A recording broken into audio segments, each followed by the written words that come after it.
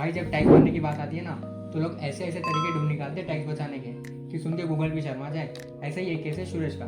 चलिए समझते हैं। This video is just for educational purpose.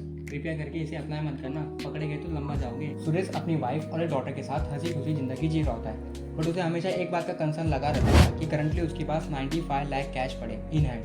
अब वो इस कैश को बैंक में तो डिपॉजिट कर नहीं सकता, क्योंकि बैंक वाले पूछेंगे सर जी इसका सोर्स क्या है।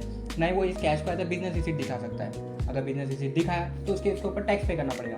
उधर से उड़ते उड़ते जीएसटी डिपार्टमेंट आ जाएगा, वो कहेगा सर जी इसके ऊपर जीएसटी पे करो, इनवॉइसेस दिखाओ, बिल दिखाओ, वगैरह वगैरह। ना ही सुरेश को इससे प्रॉपर्टी खरीद पाएगा, क्योंकि अगर प्रॉपर्टी खरीदा तो ये एक हाई वैल्यू ट्रांजेक्शन में कवर हो जाएंगे। फिर उसे पता चला एज पर सीबीडीटी रूल एक मेल अपने पास 100 ग्राम ऑफ गोल्ड, एक मैरिड वुमेन अपने पास 500 ग्राम ऑफ गोल्ड और एक अनमैरिड वुमेन अपने पास 250 ग्राम ऑफ गोल्ड होल्ड कर सकती है बिना किसी इनवॉइस के। मतलब सुरेश इस केस में total 850 gram of gold hold कर सकता है बिना किसी इनवॉइस के। अगर मैं 2026 के गोल्ड रेट की बात करूं तो सुरेश इस केस में टोटल रफली अराउंड 1 CR यानी 1 करोड़ का गोल्ड होल्ड कर सकता है बिना किसी इनवॉइस के। अब सुरेश क्या करता है, अपने इस 95 लाख कैश को लार्ज नंबर में फ्रेंड फैमिली सर्कल में सर्कुलेट कर देता है और ये कहता है कि section 269 ST of income tax act 1961 का ख्याल रखना।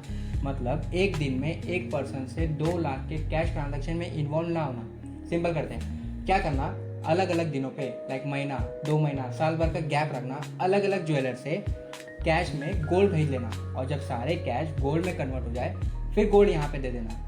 तो सर इसमें सुरेश का क्या फ़ायदा?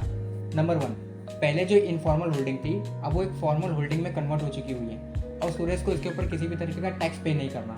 पहले जो अमाउंट सुरेश सरकार से छुपा रहा था अब वो इसे फ्रीली डिस्क्लोज कर सकता है। नंबर 2, सर कैश रखे रखे तो अपनी वैल्यू बढ़ा नहीं सकता, क्योंकि सुरेश ने अपने कैश को गोल्ड में कन्वर्ट कर दिया है। कल को जब सुरेश इसे हाई वैल्यू पे सेल करेगा तो उसे डेफिनेटली प्रॉफिट होगा। लेकिन केस यहाँ भी खत्म नहीं होता है। अब सुरेश ने डिसाइड कर लिया है कि उसे इस गोल्ड को सेल करके प्रॉपर्टी में इन्वेस्ट करना है। लेकिन सुरेश जैसे ही इस गोल्ड को सेल करेगा उसके ऊपर जो भी प्रॉफिट होगा उसको उसके ऊपर टैक्स पे करना पड़ेगा। सुरेश अब इस टैक्स से भी बच जाता है। कैसे जानना है तो कमेंट में लिखिए पार्ट 2। वीडियो अगर इन्फॉर्मेटिव लगी हो तो लाइक शेयर सब्सक्राइब जरूर करना।